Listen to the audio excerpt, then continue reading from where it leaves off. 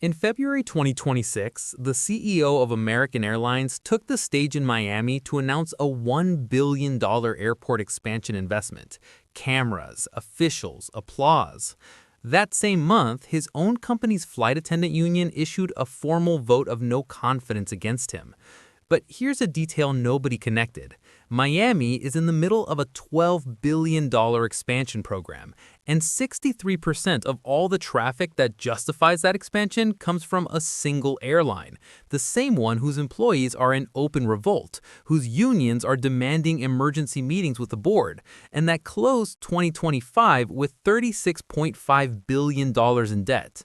What happens to a $12 billion airport when the company holding it up stops growing? Miami International Airport is not just an airport. It is the largest international cargo gateway in the United States and the second busiest for international passengers, a position it took from JFK in 2021 and has not given back. In 2024, it moved 56 million passengers for the third consecutive record year. Its footprint covers 3,300 acres in the heart of Miami-Dade County, larger than the entire territory of some Caribbean nations the airport connects on a daily basis. The direct economic impact is $118 billion a year for the region, the equivalent of Uruguay's entire GDP generated by a single airport. Out of every 10 passengers who pass through MIA, 6 arrive or depart on American Airlines flights. The entire North Terminal, the largest terminal in the airport, is, in practice, the private hub of a single company. MIA's growth and American's growth have become the same thing, and when two different things become the same thing, the risk of one contaminates the risk of the other. Miami is betting $12 billion on an expansion built on a premise nobody is questioning out loud, that American Airlines is going to keep growing. What the MIA plan's official documents don't put front and center is that the financing model is circular, and circular models have a breaking point. In 2025 alone, the airport issued $525.9 million in new bonds, backed by future revenue. A revenue bond, a form of public debt repaid through the airport's own operating income rather than taxes, works like a mortgage. As long as the income comes in, the debt gets serviced. When the income stops, the problem starts. Fitch assigned an A+ rating to these bonds, but that rating assumes continuous traffic growth. In 2020, when MIA's traffic fell from 50 to 18 million passengers in a matter of weeks, revenue dropped from $1.07 billion to $800 million. The model survived because the government stepped in. In the next crisis, that intervention may not come. Every passenger boarding a departing flight from MIA pays $4.50 directly into the expansion program. With 56 million passengers in 2024, that generated over $250 million. The problem is that 63% of that flow depends on a single airline operating at full capacity. A 20% reduction in American's Miami operations, exactly the kind of cut heavily indebted airlines make when margins tighten, reduces passenger facility charge revenue by more than $30 million a year, straight out of the program's budget. The gap between the headline and the real cost. The MIA plan is publicly announced as a $9 billion program. The airport's own internal materials project $12 billion through 2043, a $3 billion difference acknowledged before a single new gate has opened. In the history of major American airport expansions, LaGuardia's Terminal B was budgeted at $3.6 billion and came in at $4.2 billion. The final number on the MIA plan will be larger than any figure being communicated today. Cincinnati proves this has happened before. Cincinnati Northern Kentucky International Airport, CVG, was one of Delta Airlines' most important hubs, with 500 daily flights and the presence that defined the city's economic identity. In 2008, Delta merged with Northwest Airlines. The merger created redundant routes, and CVG lost its strategic purpose. In 2009, Delta began dismantling the hub. Within 2 years, the airport lost 67% of its traffic. Empty gates, collapsing revenue, an entire city that had built infrastructure to serve an airline, watching that airline simply walk away. Cincinnati never recovered its hub status. Today it operates as a regional airport, a fraction of what it once was.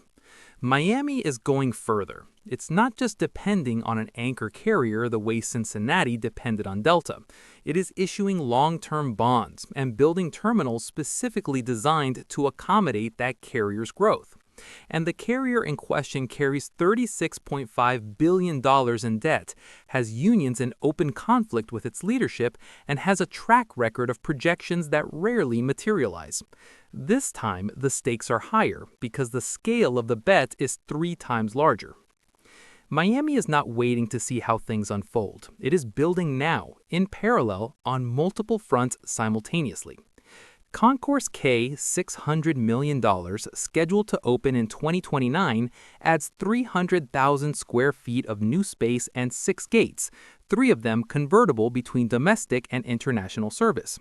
It is the first terminal expansion at MIA since 2007, nearly 2 decades without a single new gate added, and now 6 arriving at once. The Gate D60 project, $1 billion, opening in 2030, replaces 17 ground-level gates where passengers board regional jets by walking across the Florida tarmac in open heat, with a 3-level concourse featuring 17 individual jet bridge gates. The 3rd level connects directly to U.S. Customs and Border Protection. International arrivals walk a straight line to processing, bypassing the convoluted detours the current layout forces on every passenger.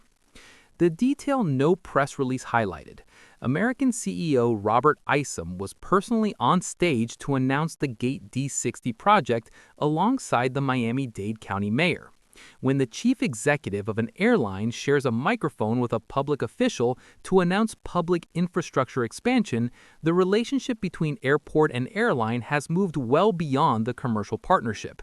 It has become a symbiosis. And symbioses have a structural problem. When one side weakens, the other feels it immediately. The vulnerability of the bet is in Americans' own numbers.